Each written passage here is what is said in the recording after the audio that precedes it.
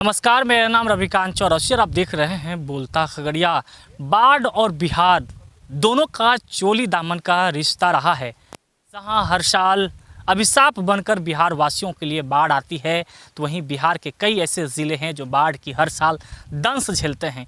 इन तमाम मसलों पर हमारे साथ खास बातचीत करने के लिए फ्लड फाइटिंग फोर्स के चेयरमैन शैलेश सर हैं, जो कि बहुत एक्सपीरियंस होल्डर हैं और अपना लाइफ पूरी जो है नदियों के साथ, नदियों पर आपने सर काम करा है।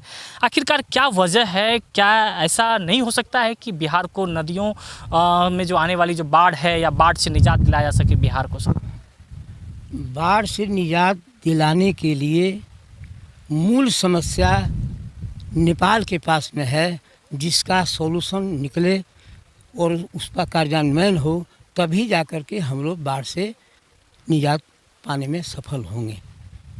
लेकिन आखिरकार जो सरकारें हैं या जो भी चीज़ें हैं उनमें हमें नहीं जाना है, लेकिन जो सर बाढ़ लोगों के लिए एक अभिशाप बना हुआ है, पूरी सालों की सर गाढ़ी कमाई, सर सपनों का जो है वो मिनट में जो है धराशायी हो जाता है। तो उसका क्या रोड मैप या सरकार को जो है किन चीज़ों पर ध्यान देने की ज़रूरत है ताकि ये बाढ़ से निजात दिलाया जा सके? सरकार जितने आक्राम्य स्थल होते हैं जहाँ पर नदी अपना क्रूर व्यवहार करती है, उससे निजात पाने के लिए, उसके से बचाव कार्य कराने के लिए जो तकनीकी उपाय सुझाया जाता है, उसके अनुरूप से कार्यान्वयन किया जाता है काम का।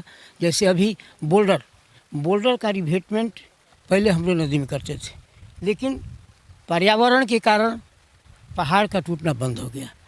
पहाड़ से ही बोल्डर प्राप्त होता है, तो बोल्डर अब तोड़ने की समस्या नहीं संभव पा रही है, क्योंकि हमारा पर्यावरण प्रदूषित हो रहा है। वैसी परिस्थिति में इस पर काफ़ी नदी के व्यवहार को देखते हुए काफ़ी अध्ययन किया गया और उसके बदले में सब्स्टिट्यूट के रूप में, बोल्डर के सब्स्टिट्यूट के रूप में जियो बैग, पीपी रोगेबियन, इस प्रकार का चीज़ आया, जिससे हम लोग डाल करके नदी को सुरक्षित कर रहे हैं, बचाने का काम कर रहे हैं।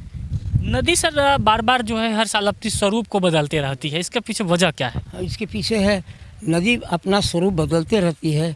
इसके पीछे यह कारण है कि नदी बीच बीच में कहीं कहीं सोल फॉर्मेशन कर देती है, गाद भर देती है, ऊंचा टीला हो जाता है, नदियां 2-3 पार्ट में बढ़ जाती हैं। मेन पार्ट जो है उसका टेंडेंसी होता है कि हम इरोजन करते करते नदी के बांध के तरफ में, लेफ्ट साइड में, जैसे यहाँ पर है, बाएं साइड में स्विंग करने की इसकी प्रवृत्ति है। तो बाएं साइड में स्विंग करने की प्रवृत्ति है, तो इसको रोकने के लिए हम लोग के पास गाइड बांध का हम लोग पेपी रोगेबियन के एप्रन बनाते हैं, जियो बैग का स्लोप पर पिचिंग करते हैं और उससे हम लोग कुछ हद तक निजात पाते हैं। लेकिन सरकार को सर ऐसा नहीं लगता है कि गाद निकालने की भी दिशा में सरकार को योजना बनाई जानी चाहिए? क्योंकि हाँ, इस पर गाद निकालने की योजना, चूँकि नदियाँ जो है सो देश की धरोहर है और सिर्फ यहाँ पर हम निकाल दें लोकल प्लेस पर, वैसी बात जब तक कि अप स्ट्रीम से इसका काम नहीं हो, जिसके चलते आपको नमामि गंगे स्कीम योजना चलाई गई। अब उसका कहाँ तक कार्यान्वयन हुआ है समय की, भिन्न भिन्न राज्य उसके अंदर रहते हैं, तो सब राज्यों के साथ मिल करके उस पर विचार विमर्श होता ही है। तो ये इसी नमामि गंगे के लिए स्कीम चलाई गई है और अप स्ट्रीम साइड से कुछ काम इस पर हुआ है।